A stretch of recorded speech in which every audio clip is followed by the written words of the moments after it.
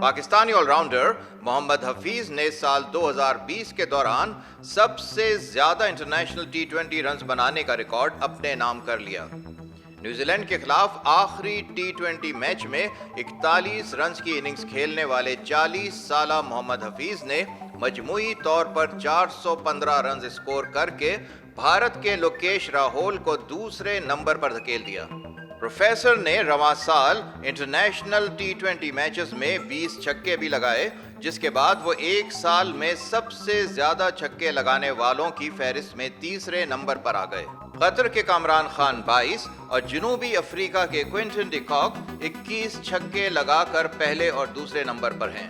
سابق کپتان کو مجموعی طور پر T20 نیشنل کرکٹ میں پاکستان کا سب سے کامیاب بیٹسمین بننے کے لیے 12 رنز درکار ہیں۔ انہوں نے 2323 رنز بنائے ہیں، جبکہ شعیب ملک 2335 رنز بنا کر سر فہرست ہیں۔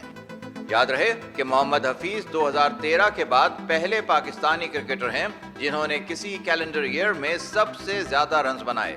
ان سے قبل 2017 میں احمد شہزاد 347 رنز جوڑ کر ٹاپ پر رہے تھے۔ محمد حفیظ نے 4 50s بھی بنائیں۔